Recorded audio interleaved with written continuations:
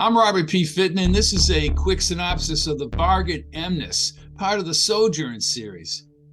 Point of view is in the eyes of the beholder. Unlike the first book of the Sojourn saga, the Vargut Emnas-A begins with the Creods in a violent attack against the Mantari, the ancestors of humanity. Roik is ordered to kill all inferiors who suffer the sins of Tabun-Sha.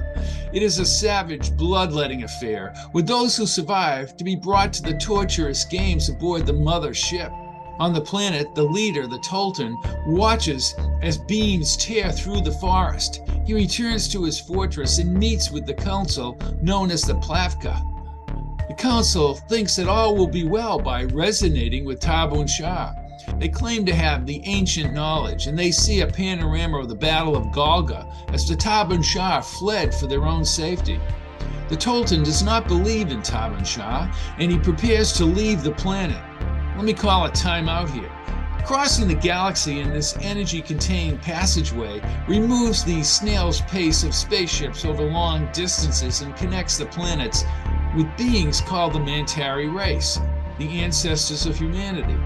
In the Jungian sense, there's more going on here. The brutal inner vengeance represents the shadow aspects of the human psyche. The inner energy of the universe is like the psychic energy of the mind. Tom Loftus's repressed memories of who and what he is comparable to the repressed memories existing in all of us. His past experience is critical, but not to the all-encompassing fulfilling of his destiny. Okay, back to the story. Let's meet Sard, the brutal Vargut who has 100,000 Creods serving him on his vessel, the Aragosta. Sard has established the Death Empire to rid the Humair, the universe, of all inferiors. Nice guy, huh? Sard believes that the leaders, the upper echelon, are ineffective. Of course he does. He doesn't believe the stories of the inferiors of the Suryath Khan and the Tabun-Sha's final battle. The upper echelon now forbids Sard from hunting the Mantari.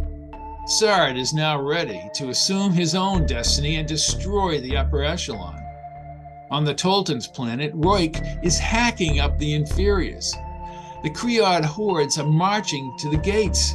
Sard arrives and personally goes into battle as the bloodthirsty alien butcher that he is. The Tolton fights but has to retreat to the Plavka, who resonate to Tabun-Sha. A green energy sea appears from behind the wall.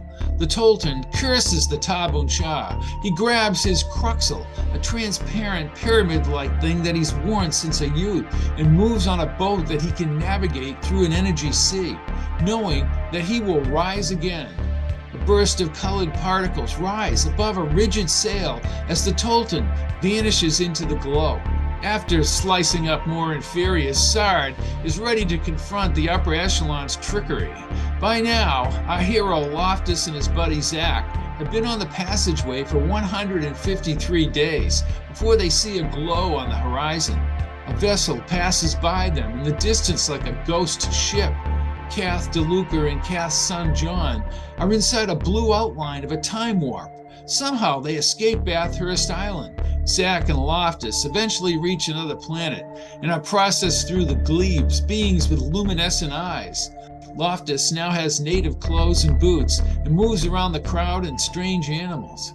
Zach becomes separated from Loftus. Loftus keeps thinking about trusting in Tabun-Sha, but then he's captured and has to go before a tribunal for being an Oryx Somes, a believer in Tabun-Sha. Back in deep space, Sard has gained the confidence of the Varguts and informs them he's about to move against the upper echelon and seize control of the realm. Back on the planet, Loftus waits for DeLuca in prison with men who are wasting away. The Bunshaf he wears around his neck is etched in glass with tenets of the saber, the ancient writings of the Tabun-Sha from the first millennium. Etchings spontaneously appear as he vows to find the saber and read the words of Tabun-Sha. But the worship of Tabun-Sha is forbidden. The sentence? Immediate death. Loftus doesn't fear death. He's given words that he does not even know. Something tugs at his mind and emotions. A peaceful essence convinces him he will survive. But 23 years have passed for DeLuca since he landed from the passageway. DeLuca is now a member of the tribunal, but he can't stop the other members. Sentence will be read and carried out. It will be an untimely death in the acid pit.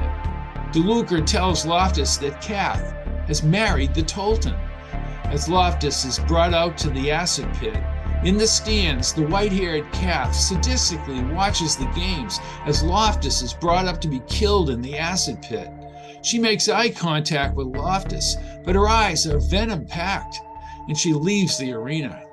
2 conclusions. Sard, as you would expect, topples the upper echelon, and Loftus unexpectedly survives the acid pit. Sard is appointed, and Loftus is humbled.